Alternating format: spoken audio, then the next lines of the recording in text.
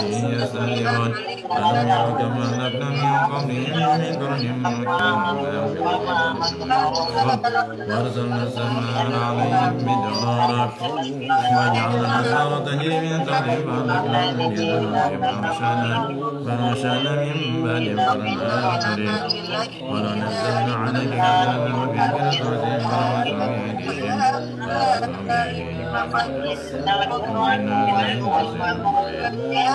قالوا لولا أنزل عليه ملك ولو أنزلنا ملكا لقضي الأمر ثم لا ينظرون ولو جعلنا ملكا لجعلناه رجلا ولستهزئ برسل من قبلك فحاق بالذين سخروا منهم ما كانوا يستهزئون وسيروا في الأرض ثم انظروا كيف كان عاقبة المكذبين وما بالسماوات والأرض كلها كتب على نفسه الرحمة ليجمعنكم إلى يوم القيامة لا ريب فيه الذين خسروا أنفسهم لا يؤمنون ولو سكن في الليل والنهار وهو السميع العليم قل أغير الله أتخذ وليا فاطر السماوات والأرض وهو يتم ولا يطعم قل إني أمرت أن أكون أول من أسلم ولا تكونن من المشركين قل إني أخاف إن عصيت ربي عذاب يوم عظيم من يصرف يومئذ فقد رحمه وذلك الفوز المبين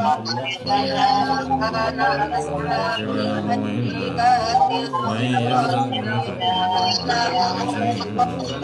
وهو الخير حافظ وهو الحكيم الخبير ولا يشهدكم شهادة الله شهيد بيني وبينكم وأوحي إلي هذا القرآن لأنذركم به ومن بلغ فإنكم لا تشهدون أن مع الله آيات أخرى قل لا شريك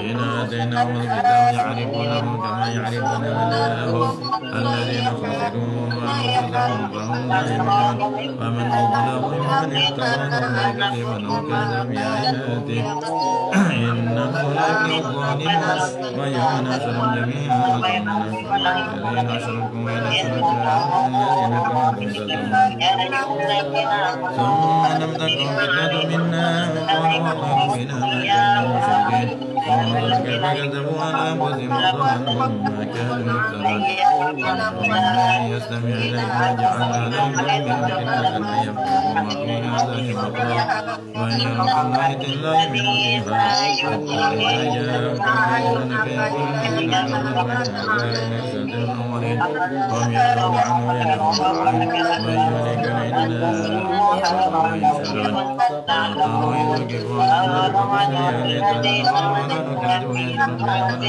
مؤمنين بل بدأ لهم ما كان يكون منهم ولو ردوا لعادوا لما نهوا عنه وإنهم لكاذبون وقالوا إن ولو ترى إذ كفوا على ربهم على لسان الحق قالوا بلى ربنا قد فذوقوا العذاب بما كنتم تكفرون قد خسر الذين كذبوا بلقاء الله حتى إذا جاءتهم الساعة بغتة قالوا يا رسول الله مبعوث نبيا وهم يحملون أوزارهم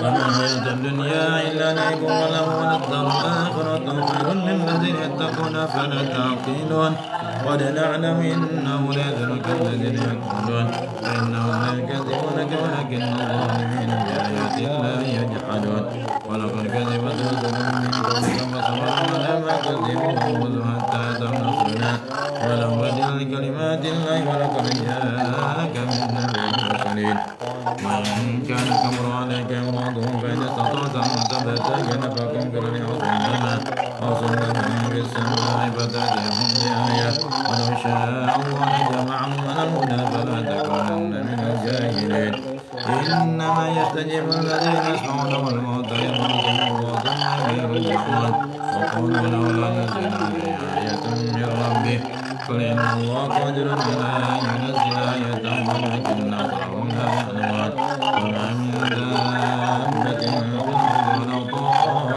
يطير بجناحيه عليه إلا أمسككم ما فرطنا في الكتاب من شيء ثم إلى ربهم يحشرون والذين كذبوا بآياتنا ثم وضعهم في الظلمات من يسجدون من يشاء يجعل على صراط مستقيم ورحمكم من أتاكم عذاب الله ومدد منكم كالخالدين فليعتنون بأكثرة إليهم نشاء ما تشركون ولقد أرسلنا إلى أمم من قبلك فأخذناهم بالبأساء والضراء لعلهم يحذرون فلولا إذ جاءهم بأسنا تضرعوا ولكن قست قلوبهم وزين لهم الشيطان ما كانوا يعملون فلما نسوا ما ذكروا به فتحنا عليهم أبواب كل شيء حتى إذا فرحوا بما أوتوا أخذناهم بغتة فإذا هم مبلسون فقد يعلمكم الذين ظلموا والحمد لله رب العالمين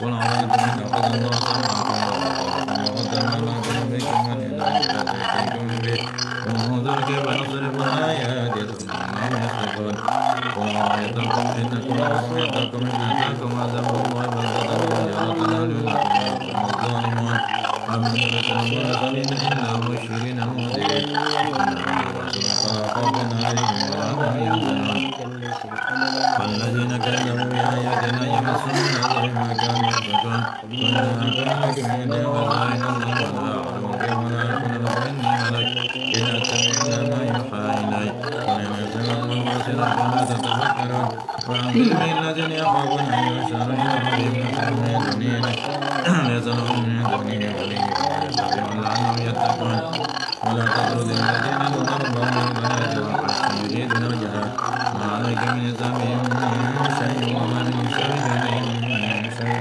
فتطرد فتكون من الظالمين وكذلك فتنا بعضهم لبعض يقولون هؤلاء من الله عليهم من بيننا أليس الله بأعلم بالشاكرين وإذا جاءك الذين يؤمنون بآياتنا فقل سلام عليكم كتب ربكم على نفسه الرحمة أنه من عمل منكم سوءا بجهالة من بعد حسنى فإنه غفور رحيم وكذلك سبيل المؤمنين فنعبد الذين يدعون من دون الله ثم يتبعوا قد ضاقوا وأصنعوا المرسلين قل إن على بينة من ربي وكذبتم به ما عندي ما تستعجلون به لنبين الله يقص لكم وهو أحسن الفاسدين بما تستعجلون به لقد بينكم والله أعلم بالظالمين وإنهم فتنك بما يعلم إلا هو ويعلم ما في البر والبحر وما تسقط من ورقة إلا يعلمها ولا حبة ولا حبة في كتاب مبين هو الذي يتوفاكم بالليل ويعلم ما جرحتم بالنهار ثم يمسكم به قضاء أجل مسمى ثم إليه مرجعكم ثم ينبئكم بما كنتم تعملون وهو الخير والعباد برسل عليكم حفظة حتى إذا جاء وتركنا وهم يفرقون ثم ربنا الحق ألا نهلك وأسر الحاسبين ثم ينجيكم من ظلمات البر والبحر وهو تضرعكم بتمركم كان من الذين الشاكرين قل الله ينجيكم منها من طريق به ثم أنتم تشركون هو القادر على أن يرزق عليكم عذابا من فوقكم ومن تحت أرجلكم ومن قال لكم من مثلكم شيئا ويذيق بعضكم من بأس بعض ويذيقكم بأس لعلهم يرحمون وكذب به قومك وهو الحق وقل من وكيل لكل نبأ مستقر وسوف تعلمون وإذا رأيت الذين يخوضون في آياتنا فأعرض عنهم حتى يخوضوا في غيره إنما يمسك الشيطان فلا تخلون ذكرا من القوم الظالمين وما على الذين اتقوا من حسابهم ولكن ذكر لعلهم يتقون مثل الذين اتخذوا دينهم لعبا ولهوا وغرتهم الحياة الدنيا وذكر به إن كنتم بما كسبت يتنقون ولا شفيع وإن تعلم الذين يؤخذ منها أولئك الذين أبصروا بما كسبوا لهم شراب من حميم وعذاب أليم بما كانوا يذكرون ولا ندعو من دون الله ما لا ينفعنا ولا يضرنا ونرد الحق من بعد إذ هدانا الله كالذي استهوته الشياطين في الأرض يضلون ويستغفرون من آياتنا قل إن هدى الله هدى وأمرنا للمسلمين رب العالمين وأقيموا الصلاة واتقوا وهو الذي خلق السماوات والأرض بالحق ويوم يكون كفركم ويوم أطلعكم يوم ينزل العليم والشهادة وهو الحكيم الخبير وإذ قال إبراهيم ربي أبي هذا تتخذ أصناما آلهة إني أراك وقومك في ضلال مبين وكذلك نري إبراهيم ملكوت السماوات والأرض ليكن من الموقنين فلما جن عليه رأى كوكبا قال هذا ربي فلما أفل قال لا أعبد الآخرين فلما رأى القمر بازغا قال هذا ربي فلما أفل قال لئن لم يهدني ربي لأكونن من القوم الضالين فلما رأى الشمس بازغة قال هذا ربي هذا أكبر فلما أفلت قال يا قوم إني بريء مما تشركون إني وجهت وجهي للذي فطر السماوات والأرض حنيفا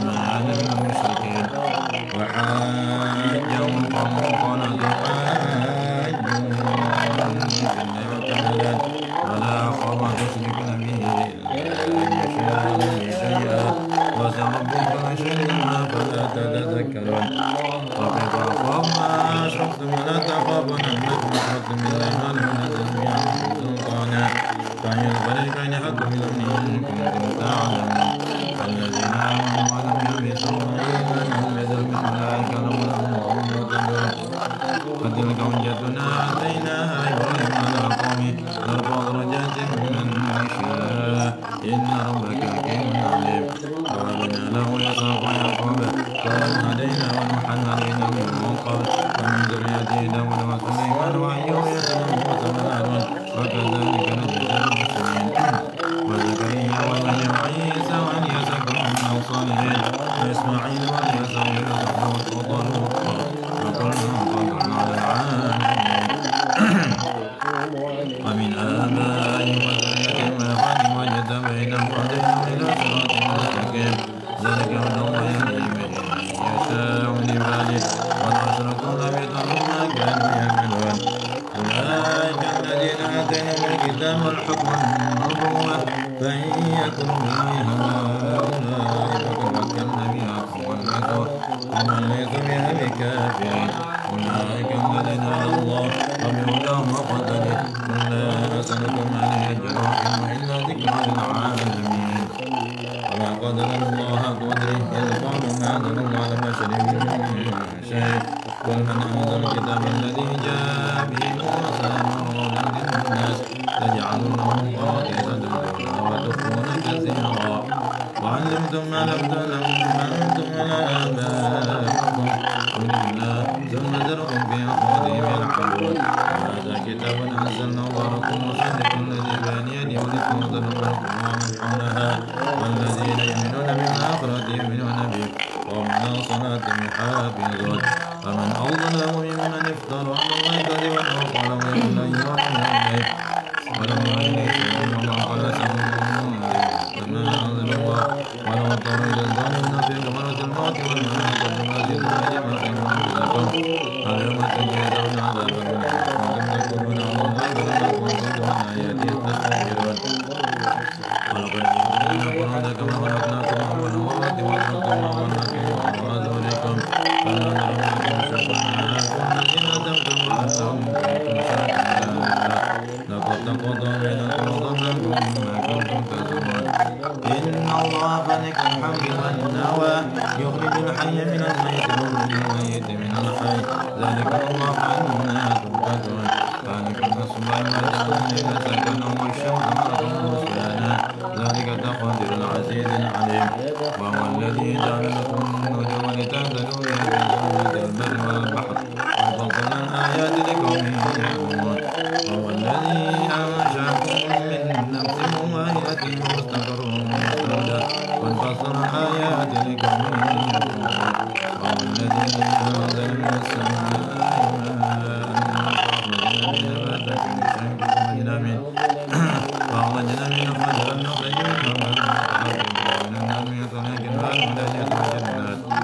وجنات من عنب وزيتون ورمان مستبيع متشابه ثم نظر إلى ثمره إذا أثمر إن في ذلك لا شركاء إنه خلقهم وخلقوا له ولد وبنات جميعا سبحانه وتعالى عما يصفون بديع السماوات والأرض ما يكون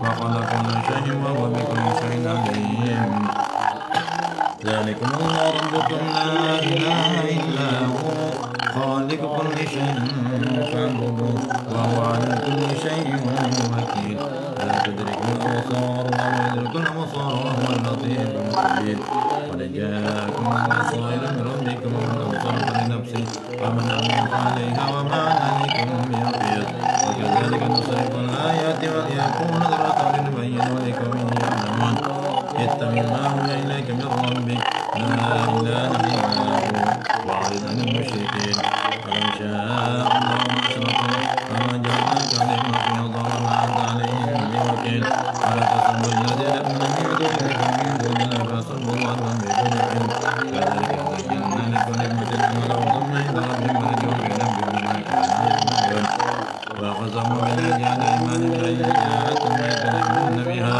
قل إنما الآيات عند الله ويشركون أنها وإذا جاءت دائما ونقلب أفئدتهم وأبصارهم كما لم يؤمنوا به أول مرة ونذرهم في طغيانهم يعمهون صدق الله العلي العظيم.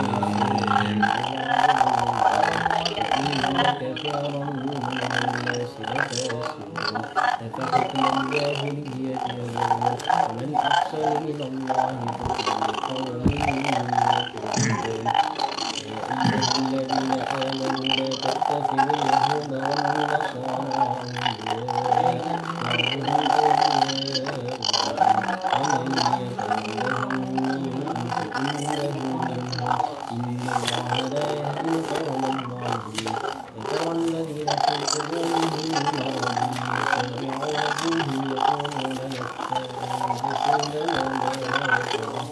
عسى الله أن يؤتي بالحق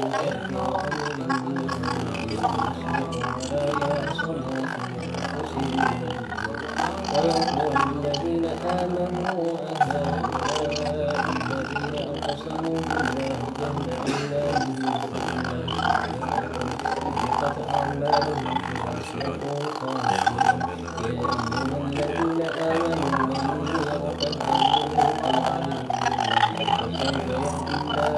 سوف يأتي الله بقوم يحبهم ويحبونه بالذة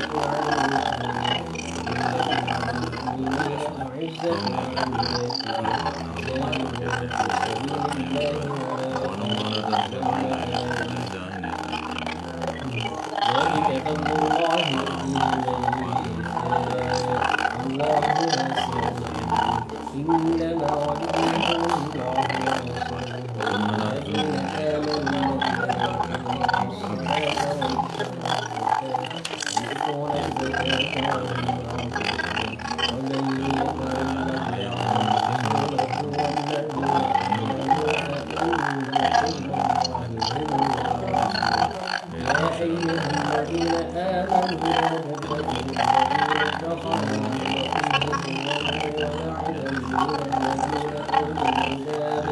الذين أوتوا الكتاب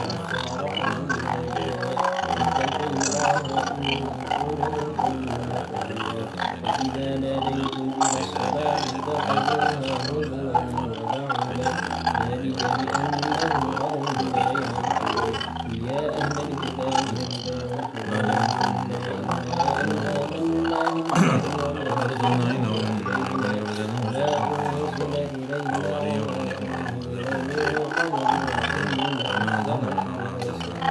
قل هل أنبئكم بشر من ذلك مثوبة عند الله من لعنه الله وغضب عليه وجعل منهم القردة والخنازير وعبد الطاغوت أولئك شر مكانا وأضل عن سواء السبيل وإذا جاءوكم قالوا آمنا وقد دخلوا بالكفر وهم قد خرجوا به الله أعلم بما كانوا يكتمون وترى كثيرا منهم يسارعون في الإثم والعدوان وأكلهم السحت لبئس ما كانوا يعملون مما ينهاهم الربانيون والأحبار عن قولهم الحكم وأكلهم السحت لبئس ما كانوا يصنعون قالت اليهود بأيديهم ولعنوا قالوا بل يداه مبسوطتان ينفق كيف يشاء وليزيدن كثيرا منهم ما أنزل إليك من ربك طغيانا وكفرا وألقينا بينهم العداوة والبغضاء إلى يوم القيامة كلما أوقدوا نارا أطفأها الله ويسعون في الأرض فسادا والله لا يحب المفسدين ولو أن أهل الكتاب آمنوا واتقوا لكفرنا عنهم سيئاتهم ولأدخلناهم جنات النعيم وأنهم أقاموا التوراة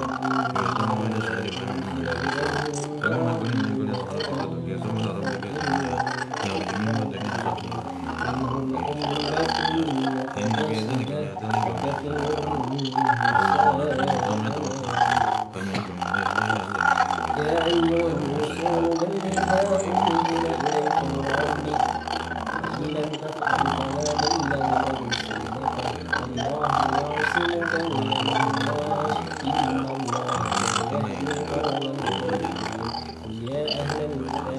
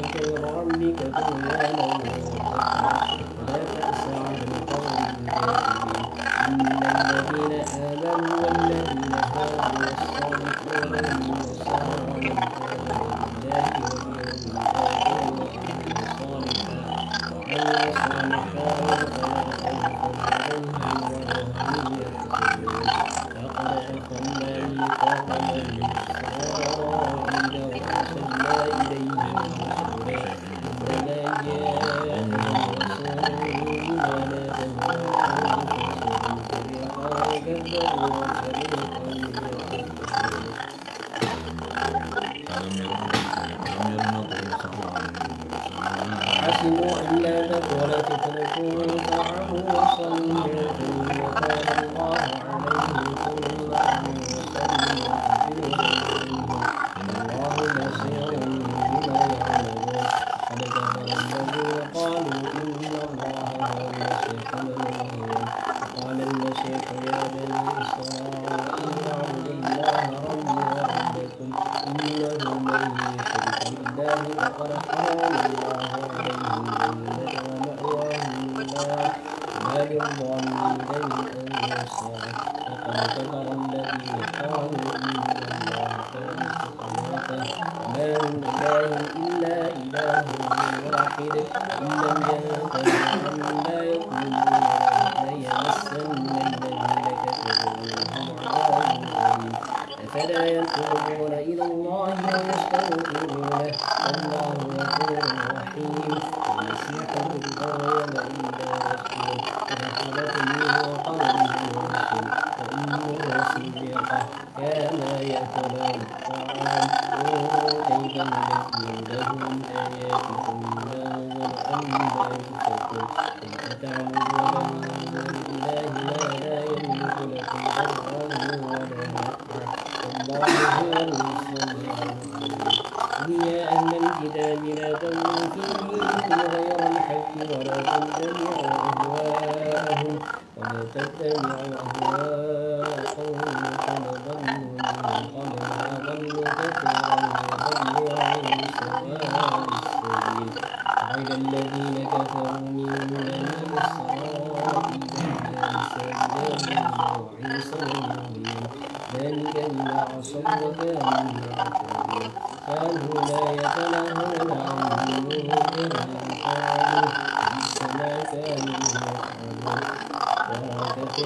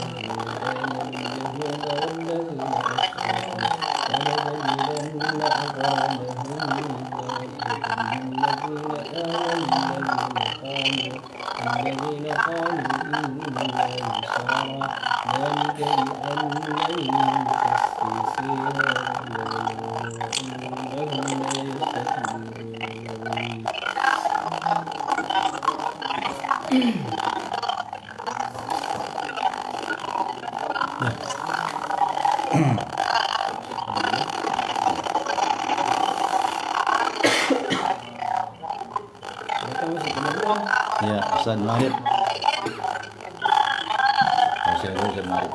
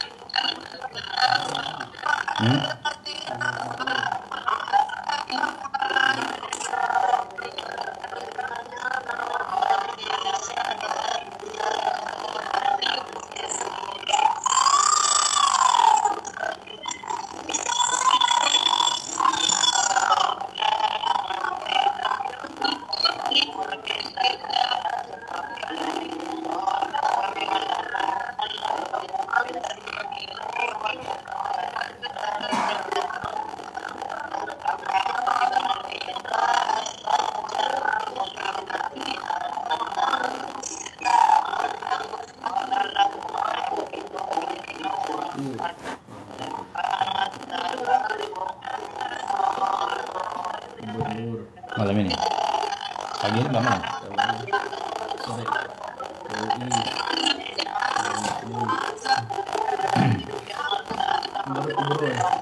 Iya. Mungkin ke situ kali sudah tanggapan kita.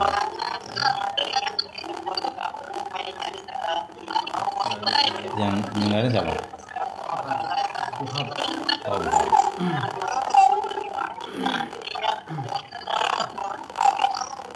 sampai gubernur mengiyakan gitu berarti kan ini acara besar mudah-mudahan juga ditambah sama gubernur. Kalau Wahab kan ulama-ulama yang lintas ini kan organisasi kan? Dia forum ulama dan sahabat. Iya baik. Tapi ya sekarang akhirnya kebelah juga. Model Habib Lutfi yang nggak masuk sini. Kalau udah ada krisis masuk. Gitu. Iya. Akhirnya tuh kebelahan. Ya, jadi ada belahan. Ya, Ustaz Marif. Masih ya.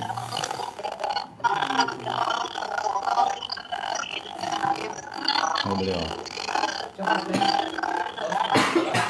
Iya. Kalau cepat ya cepat lah.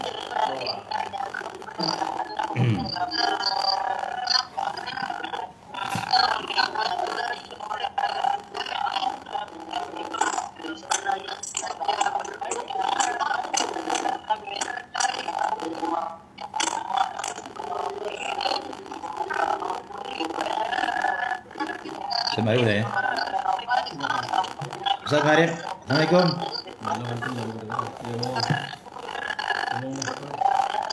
Ya, sambil nanti yang belum selesai, sebelum kita doa. Kayaknya suaranya nggak bakal kedengeran kalau yang lain masuk. Harus di semua dulu. Kayak ini. Ya, halo, Assalamualaikum Pak Ustaz Ma'arif. Udah oke ya? Udah selesai?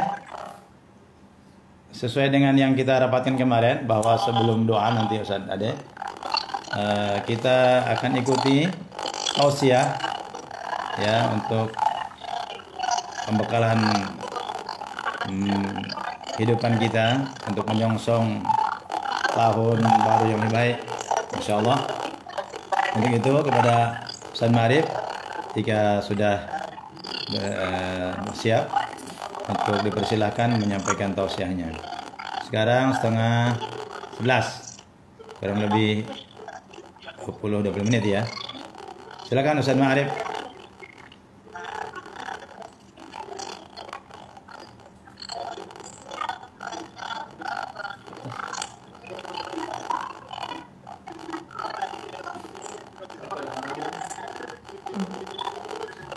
Kalau kata Anda suara beliau memang masuk ke sana. Gitu. Gak jelas karena meragu. Kayak ini ya? Enggak semuanya harus dimut dulu biar satu suara Oh gitu, dipenting. jelas. Perlu pakai ini ya? Perlu pakai ini ya? Ya, itu. Ya. Oke, boleh. Untuk ngomong. Ya, Assalamualaikum Ustaz Ma'arif. Terdengar suara saya? Ustaz Ma'arifnya di unmute. Oke ya? Ya. Baik, seperti yang kita rencanakan bahwa sebelum doa nanti kita mohon kepada Ustaz Ma'arif untuk menyampaikan tausiah untuk pembekalan kita semua. Untuk itu kami silakan Ustaz. Tafadhol. Ya, kedengaran. Cuma agak rebek dikit. Waalaikumsalam warahmatullahi wabarakatuh. Alhamdulillah wassallallahu wasallam ala Rasulillah wa ala alihi wa sahbihi wa man tabi'ahum. Di sana. Amma ba'du, yang saya hormati para imam kita di Jakarta, Al-Mukarram Bapak Ustaz Haji Aisyafullah, Al-Mukarram Bapak Ustaz Haji Ade Kurniawan, serta teman-teman sekalian yang berada di Jakarta Islamic Center. Begitu juga ibu-ibu, para jamaah dan komunitas Masjid Raya Jakarta Islamic Center, yang mudah-mudahan kita selalu Allah beri anugerah panjang Amin. sehat walafiat. Amin. Ibu-ibu pada sehat? Nggak ada yang jawab kalau di mute semua. Alhamdulillah ya. Mudah-mudahan Dibuka sendiri. dengan Allah berikan kita sehat walafiat dan senantiasa terus akrab dengan Al-Quran, Amin, dekat ya dengan Allah. Al-Quran, insya Allah. Karena Allah turunkan Al-Quran ini untuk menjadi petunjuk bagi kita supaya kita bisa mengikuti jalan yang diridhoi Allah Subhanahu wa taala. Allah dalam Al-Quran, Alif Lam Ra, Kitabun anzalnahu ilaika. Ini kitab Al-Quran, kata Allah, aku turunkan kepada Wahai Muhammad, linukhrijan nasa minadh dhulumati ilan nur, supaya mengeluarkan manusia dari kegelapan menuju yang terang. Ya Rabbihim ila siratil azizil hamid. Ya, dengan izin Allah kepada jalan Allah yang maha perkasa lagi maha terpuji. Jadi insya Allah beruntunglah kita, orang-orang yang selalu akrab dengan Al-Quran. Baik itu kita membaca, kita menghafal, ataupun kita mengajarkan Al-Quran, insya Allah kita adalah orang-orang yang selalu diberikan petunjuk berada di jalan Allah Subhanahu wa ta'ala. Amin ya rabbal Amin. alamin. Ila siratil azizil hamid. Nah, Quran kita pada hari ini dalam suasana menyambut tahun baru gitu ya. Menyambut tahun baru yang meskipun memang tidak ada ajaran khusus, dalam ajaran agama kita untuk penyambutan tahun baru itu, tahun baru Masehi, tetapi kita mengambil hikmah momentum ini untuk mendekatkan diri kepada Allah Subhanahu wa Ta'ala, yaitu dengan cara khatmul Quran. Yang dengan khatmul Quran ini insya Allah kita iringi doa-doa kita. Mudah-mudahan di tahun yang baru Allah berikan apa yang menjadi doa dan permohonan kita kepada Allah Subhanahu wa Ta'ala. Karena ada dalam satu riwayat yang diriwayatkan oleh Abi Sa'id Al-Khudri radhiyallahu an, qala Rasulullah sallallahu alaihi wasallam, yaqulur Rabbu tabaraka wa ta'ala, Allah Subhanahu wa Ta'ala berfirman, kata mas'alabi a'taituhu afdala ma uttisa ini. Kata Rasulullah, siapa orang yang disibukkan dengan Al-Quran, baik tadi kita membacanya, orang-orang yang disibukkan dengan Al-Quran semacam itu, kata Allah, gitu ya, dalam hadis qudsi ini, kata Allah, maka orang lebih utama, orang yang menyibukkan diri daripada berzikir dan memohon kepadaku, zikir kata para ulama, ataupun dengan memohon kepada Allah. Orang yang membaca Al-Quran, orang yang disibukkan dengan bacaan Al-Quran itu, kata Allah, aku akan berikan sesuatu yang lebih utama daripada orang yang berzikir dan memohon kepada Allah Subhanahu wa Ta'ala. Jadi artinya ketika kita membaca Al-Quran, ada permohonan-permohonan yang terniat di dalam hati kita, yang ingin kita mohonkan kepada Allah.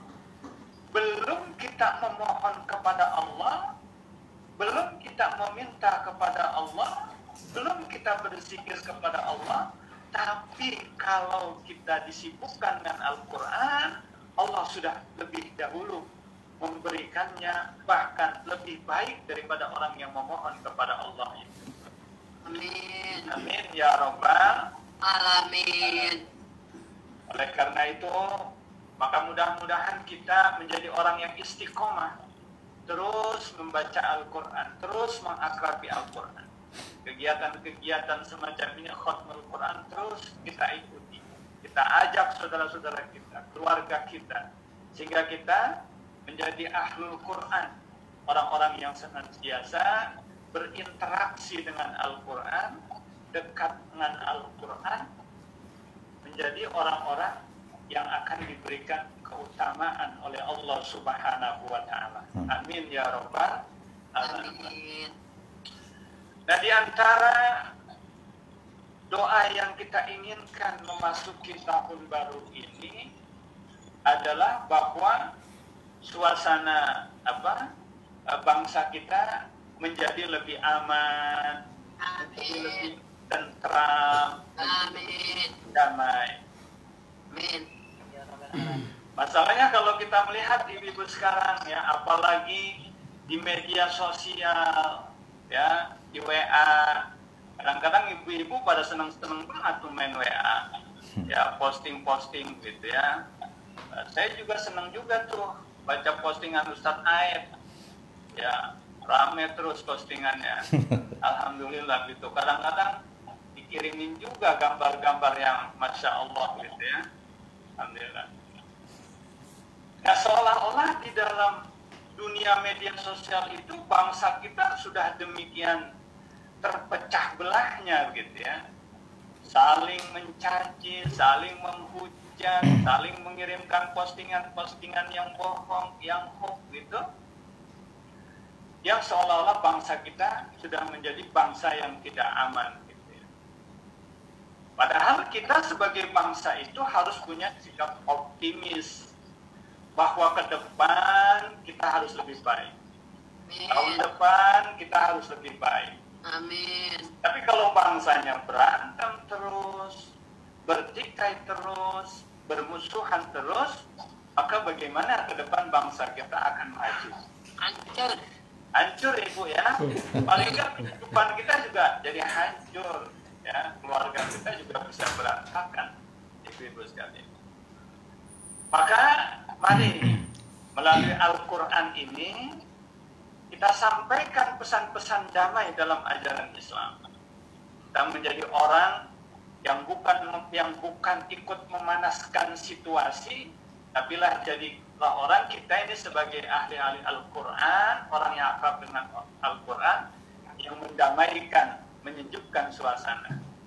Karena kata Al-Quran pesannya, ya ayyuhalladzina amanu, wahai orang-orang yang beriman, innamal mu'minuna ikhwatun. Sesungguhnya orang mukmin itu bersaudara. Ada nggak di Al-Qurannya ibu-ibu sekalian? Ya, innamal mu'minuna ikhwatun. Sesungguhnya orang yang beriman itu bersaudara. Innamal mu'minuna ikhwatun. Sesungguhnya orang yang beriman itu bersaudara. Fa'aslihu baina akhwaikum. Maka damaikanlah di antara kedua saudaramu yang berselisih, la'allakum turhamun, supaya kamu menjadi orang-orang yang diberikan rahmat oleh Allah Subhanahu wa Ta'ala. Jadi pesan Al-Quran supaya kita jadi orang yang diberi rahmat, diberikan kasih sayang Allah. Ya, kata Al-Quran, mesti kita menjadi orang-orang yang damai. Bahkan jika ada perselisihan, kita termasuk orang-orang yang mendamaikan. Ya, banyak ibu-ibu kalau ada perselisihan jangan malah ngompor-ngomporin, Bu. Jangan panas-manasin. Ini ada yang dari Odol, sini Bu Ratmi ya. Jangan saudaranya lagi pada berselisih malah ngompor-ngomporin ya. Malah ngirim postingan-postingan yang panas. Ya. Padahal kata Al-Qur'an kalau ada yang berselisih fa aslihu baina akhwaikum. Nah, begitu juga kata Rasulullah sallallahu alaihi wasallam. La tadkhulu al-jannata. Kamu sekalian gak bakalan masuk surga. Ini kan berarti yang Rasulullah bilang ini sudah merupakan sesuatu yang sangat tinggi, yang sangat puncaknya harapan manusia begitu. Karena nanti di akhirat ibu-ibu sekalian pilihan kita hanya dua. Apakah kita akan ke surga atau ke neraka. Alangkah sedihnya kita, alangkah sengsaranya, alangkah menderita. Kalau di dunia umpamanya sudah sengsara, sudah susah, di akhirat masuk ke dalam neraka, na'udzu. Maka keinginan kita tentu bahagia masuk ke dalam surga. Tapi kata Rasulullah, kamu nggak bakalan masuk surga itu, ya. La tadkhulul jannata, kamu nggak bakalan masuk surga. Illa an tu'minu, kecuali kamu beriman kepada Allah Subhanahu wa ta'ala. Wala tu'minu hatta tahabu, dan kamu tidak akan dianggap beriman kepada Allah Subhanahu wa ta'ala hatta tahabu, sehingga kamu sekalian saling sayang menyayangi, saling cinta mencintai. Jangan pada berantem, kata Al-Quran gitu. Awala adullukum ala syai'in idza fa'altumuhu tahabbtum. Kata Nabi, apakah mau aku kasih tahu jika kamu lakukan hal ini, maka kamu akan saling menyayangi. Apa itu kata Rasulullah? Absus salama bainakum. Tebarkan salam di antara kamu. Silakan. Kira-kira bikin kopi. Salam Salam lagi itu ibu-ibu sekalian artinya bisa berupa sapaan. Ya, ibu-ibu ketemu dengan saudaranya yang sesama muslim. sesama muslimah itu hukumnya sunnah mengucapkan salam, tebarkan salam itu. Jangan ketemu saudaranya sesama muslimah mukanya cemberut aja, udah kayak dompet tanggung bulan ditekuk gitu. Padahal sama-sama muslimah, karena kebetulan nggak akrab, nggak akur, jadi begitu ketemu mukanya ditekuk. Nggak boleh, yang Nabi ajarkan tebarkan salam ya. Gitu. Nah, salam juga bisa berarti kedamaian ya, tebarkan kedamaian gitu ya, tebarkan rasa keamanan gitu ya. Nah, ini yang Rasulullah Shallallahu Alaihi Wasallam ajarkan. Kenapa ini saya sampaikan? Karena untuk menimbulkan rasa optimisme ke depan, Indonesia insya Allah ke depan akan maju. Maka syarat menjadi bangsa yang maju adalah bangsa itu harus damai.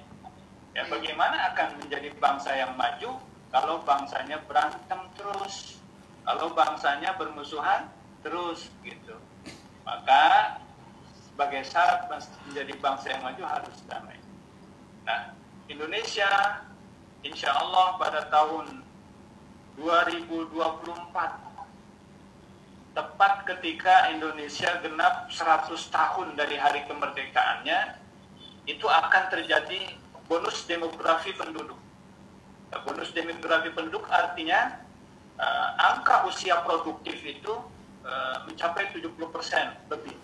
Sehingga pada saat itu Indonesia akan diisi oleh generasi-generasi emas, generasi-generasi yang produktif. Oleh karena itulah, maka para pengamat, para ilmuwan melamarkan bahwa pada 2024 Indonesia akan menjadi bangsa yang maju. Insya Allah, bukan sesuatu yang mustahil akan menjadi bangsa yang maju pada 2024. Nah, maju ekonominya, ya, penghasilan atau pendapatan masyarakat Indonesia tinggi, yang maju teknologinya, sehingga menjadi bangsa yang disegani di dunia ini. Tapi itu jika kita bisa menciptakan kedamaian di dalam negeri kita. Ya. Oleh karena itu, yang pertama, mari khatmul Quran menjelang tahun baru ini kita jadikan momentum untuk meningkatkan persatuan dan kesatuan di antara kita. Kemudian yang kedua, mari kita selalu menebarkan pesan-pesan damai dalam ajaran Islam, karena Islam diturunkan bukan untuk mengajarkan kekerasan, tapi Islam diturunkan untuk memberikan kedamaian. Yang ketiga, mari kita selalu mengakrabi Al-Quran, interaksi dengan Al-Quran, baik kita membaca, kita menelaah makna kandungan-kandungan yang ada di dalam Al-Quran itu, kita tadabburi, kita pelajari, kemudian kita amalkan, ataupun kita membacanya, sehingga insya Allah kita menjadi orang-orang yang nanti akan ditolong Al-Quran di hari kiamat. Amin. Ini hadis yang sering ibu-ibu sekalian dengar itu, Iqra'ul Qur'ana, bacalah oleh kamu sekalian akan Al-Quran. Fa innahu ya'ti yaumal qiyamati syafi'an li ashab. Karena nanti Al-Quran pada hari kiamat itu akan menjadi penolong bagi orang-orang yang membacanya. Ya, dari dalam satu riwayat disebutkan puasa itu menjelma gitu ya, menjadi penolong. Yang mengatakan, ya Rabbi,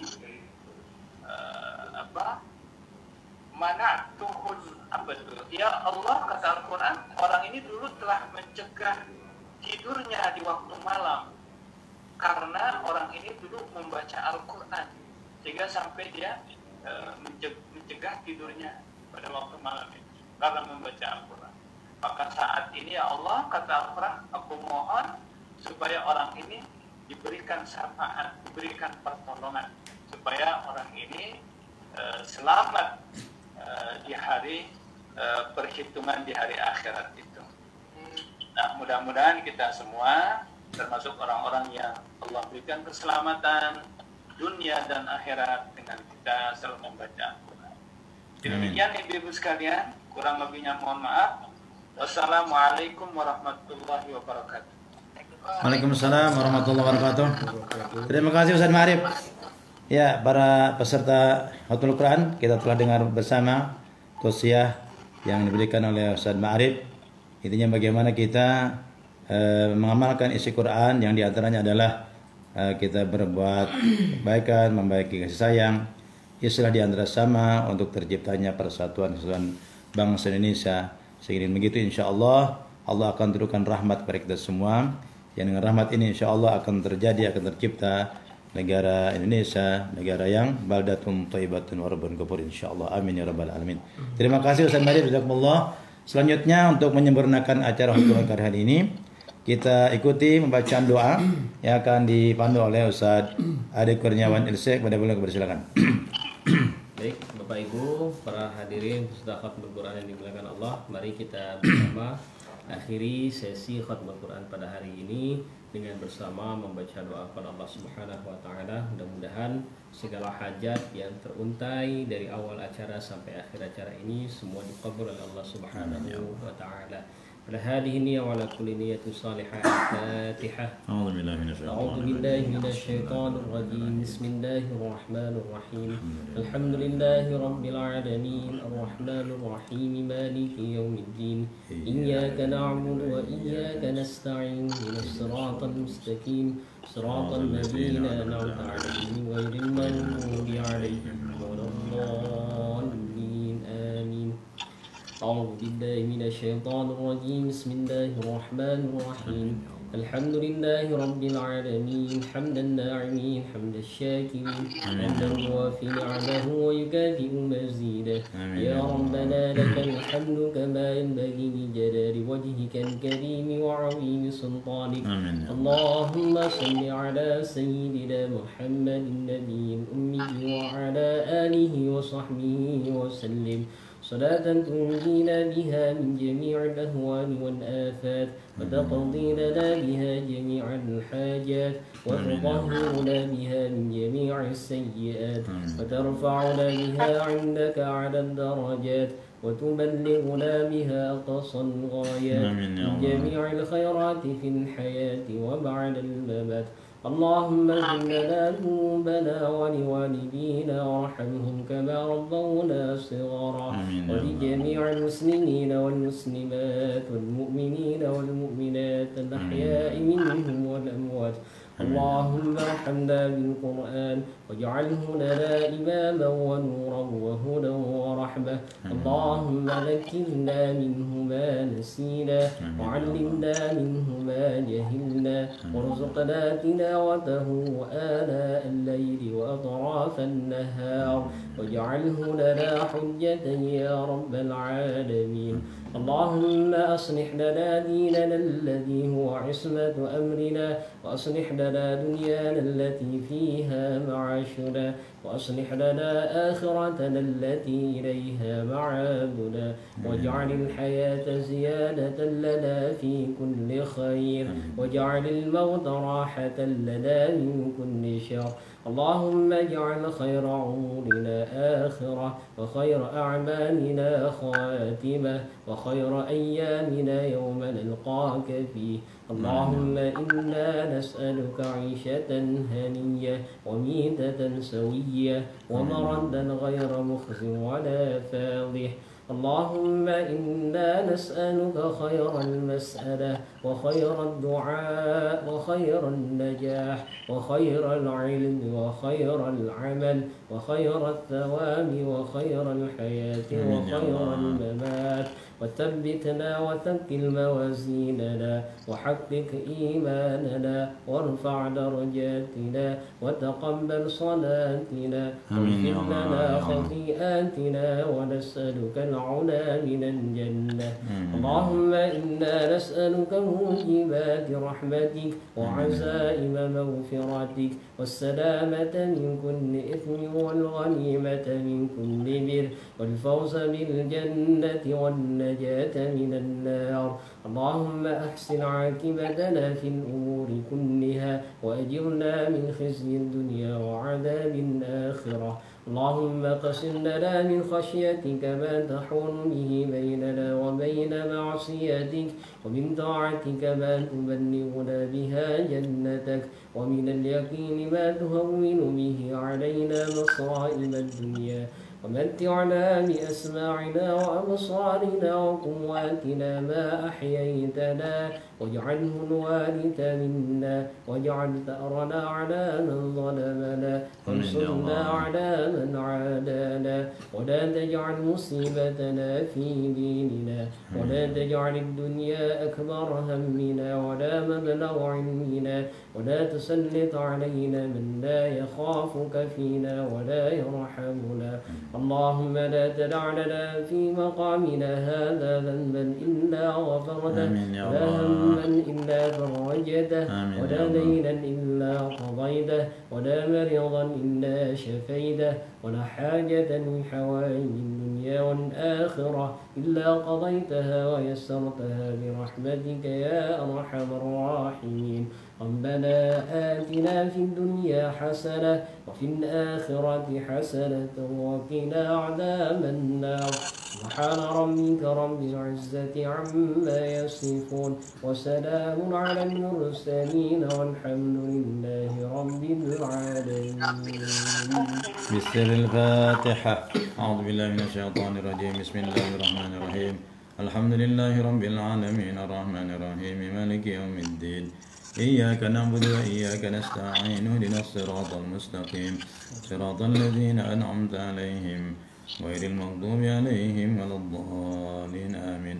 واعف عنا يا رحمن واعف عنا يا رحيم. اللهم بحق الفاتحة وسر الفاتحة وبكرمة الفاتحة وبموجة الفاتحة افتح لنا أبواب الخير واجعلنا من الخير يا الله. اللهم يسر لنا أمورنا أمورنا والآخرة واسل مقاصدنا بالخير إنك على كل شيء قدير. اللهم اجعل القرآن لنا في الدنيا قرينا وفي القبر مونسا وفي القيامة شفيعا ونصرة نورا وفي الجنة رفيقا ومن النار سترا وحجابا وإلى الخيرات كلها دليلا وإماما بجودك وفضلك وكرمك يا أرحم الراحمين. اللهم نبر قلوبنا بالقرآن وحسن أعمالنا وأخلاقنا بركة القرآن واقضي حوائجنا وارزقنا يا الله علما نافعا وارزقنا يا الله رزقا واسعا كثيرا حلالا طيبا بركة ببركة القرآن. اللهم اجعلنا وأهلنا وأولادنا وذريتنا وتلاميذنا من أهل العلم والخير من أهل القرآن برحمتك يا أرحم الراحمين. اللهم انصر من نصر الدين واخذل من خذل المسلمين وأهلك الكفرة والمشركين أعداءك أعداء الدين.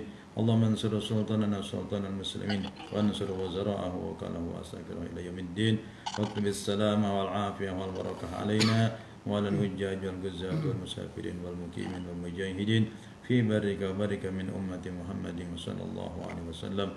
ربنا تقبل منا إنك أنت السميع العليم. اللهم اصرف عنا البلاء والفحش والضر والقهر والأمراض والفتن والمهن والعدو والحرب ما لا يصرفه غيرك. دعوهم بها سبحانك الله وتحياتهم بها السلام وآخر دعوهم الحمد لله رب العالمين. Para jamaah, Bapak Ibu peserta khutbah Quran yang saya muliakan, dengan berakhirnya doa tadi maka selesailah acara khutbah Quran kita hari ini. Semoga apa yang menjadi harapan dan keinginan kita dan hajat-hajat kita dikabulkan oleh Allah Subhanahu wa taala. Demikian, terima kasih atas partisipasi dan perhatiannya. Mohon maaf bila ada hal-hal yang kurang berkenan dan yang kurang kita kembalikan kepada Allah. Terima kasih sekali lagi dan akhirul kalam wassalamualaikum warahmatullahi wabarakatuh. Sampai jumpa di khutbah Quran yang akan datang. Terima kasih Bapak Ibu semua. Dadah.